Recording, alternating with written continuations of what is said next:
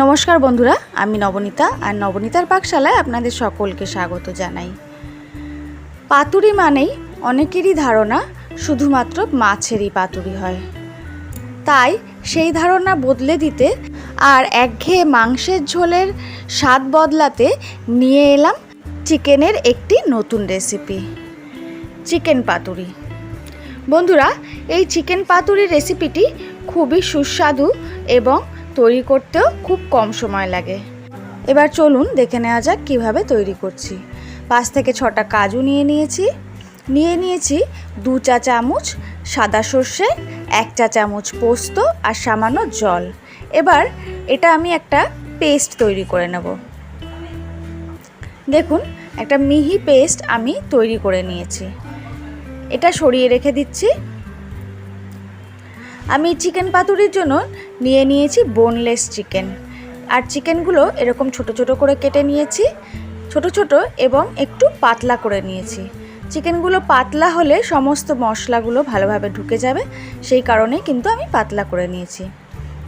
তারপর আলাদা একটি পাত্রের মধ্যে ওই কাজু, পোস্ত আর সর্ষের পেস্টটা আমি ঢেলে নিলাম। তারপর দিয়ে দিচ্ছি 1 টেবিল চামচ রসুন বাটা, 1/2 টেবিল চামচ আদা বাটা, 1 টেবিল চামচ কাঁচা লঙ্কা বাটা। তারপর কিছু গুঁড়ো মশলা দিয়ে দেব।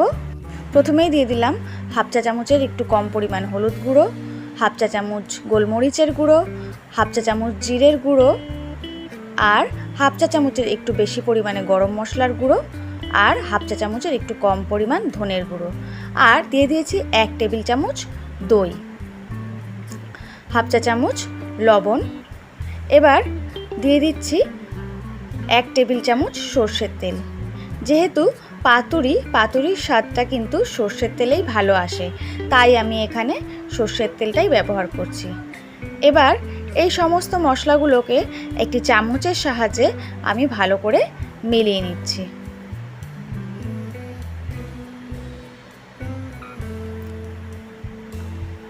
মশলাগুলো খুব ভালোভাবে মিলিয়ে নিতে হবে। মশলাটা মেলানো হয়ে গেলে এবার এর মধ্যে দিয়ে দেব চিকেনের পিসগুলো।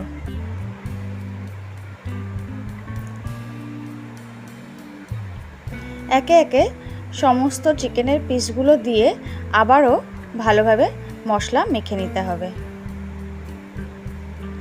হাতে সময় থাকলে 1 থেকে 1.5 ঘন্টা সময় এইভাবেই ম্যারিনেট করে রেখে দিতে হবে, আর যদি সময় কম থাকে তবে অন্তত আধ ঘন্টা ম্যারিনেট করে রাখতে হবে।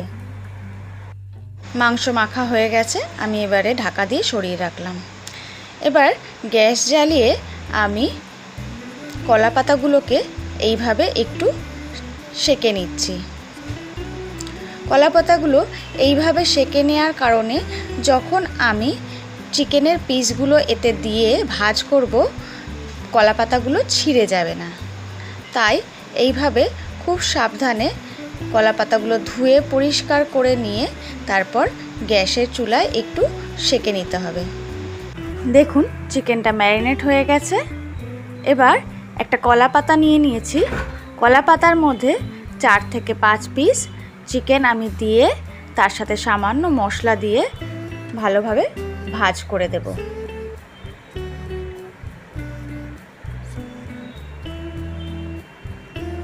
ঠিক এইভাবেই ভাজ করে দিতে হবে।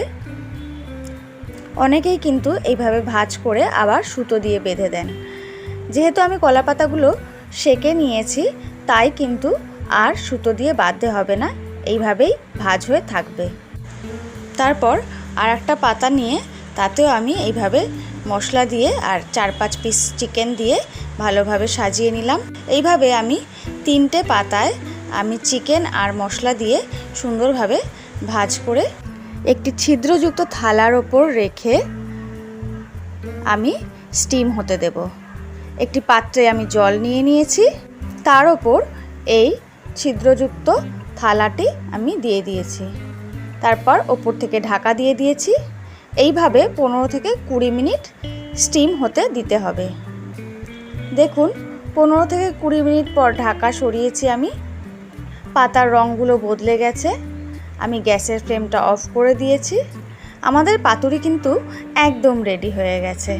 এইবার গরম গরম ভাতের সাথে পরিবেশন করুন এই চিকেন পাতুরি। আশা করি বন্ধুরা রেসিপিটি আপনাদের ভালো লেগেছে। রেসিপিটি যদি ভালো লেগে থাকে তবে লাইক, শেয়ার এবং কমেন্ট করবেন। আর আমার চ্যানেলটি যদি এখনও না সাবস্ক্রাইব করা থাকে তবে চ্যানেলটি সাবস্ক্রাইব করার অনুরোধ রইল। সকলে সুস্থ থাকবেন, ভালো থাকবেন। নমস্কার।